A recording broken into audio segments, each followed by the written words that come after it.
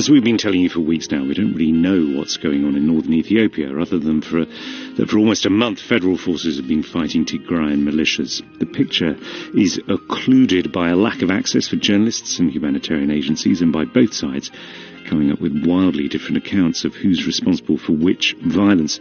What we do have for certain is increasing concern from the outside world for perhaps the millions caught in the middle of all this. So what should the outside world be doing about all this?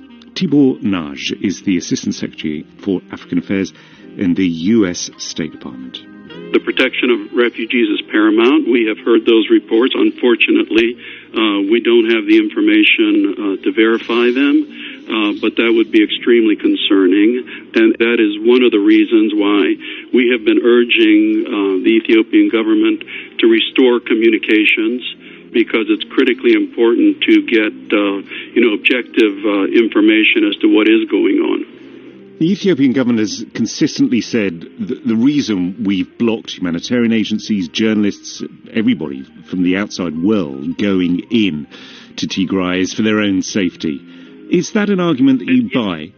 Well, yeah, at one point, obviously when there was fierce fighting going on and there was a question as to who controlled what territory, the threat of conflict may have been overriding. But as we all know, that the active military phase is basically over. I'm not saying that the fighting is over. So at this point, the humanitarian phase is the critically important one. And it was encouraging to hear about the agreement signed yesterday between the Ethiopian government and the United Nations for unfettered humanitarian access.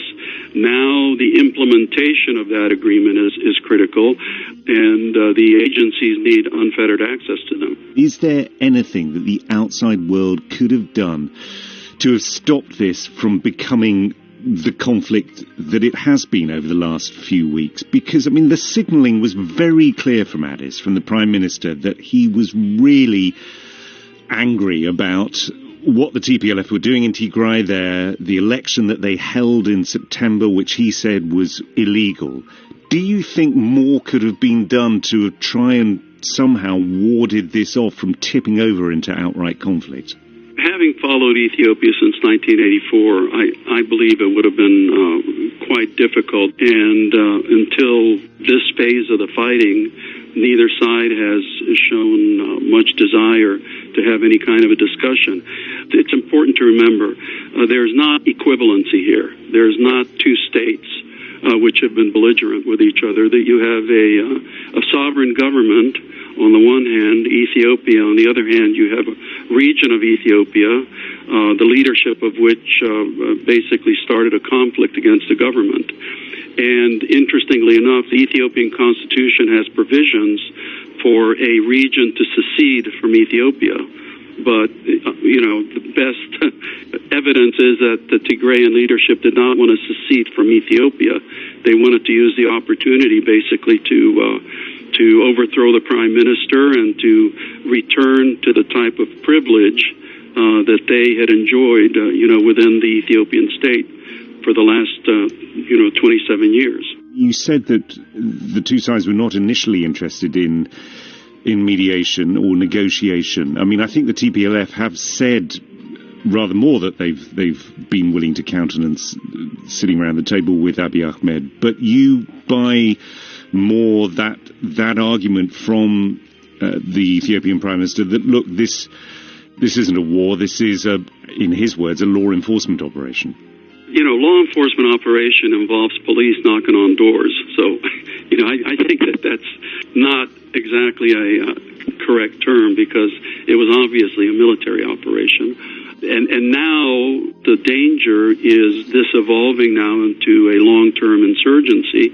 I don't think anybody would really dispute the view that the TPLF have had to adjust to the fact that they no longer have a dominant role in Ethiopian politics, and perhaps in large part this conflict is born out of the failure to adjust to that so far. However, do you think maybe the United States, maybe the international community more broadly, has been just a bit too reluctant in recent months to remind the Prime Minister Abiy Ahmed of his responsibilities to govern for the whole of Ethiopia? The whole process has definitely been one of moving forward at some times and then moving backward at other times. I mean, you have to recognize that the situation that the Prime Minister inherited when he came to power was this pressure cooker of ethnic federalism that had been on the pot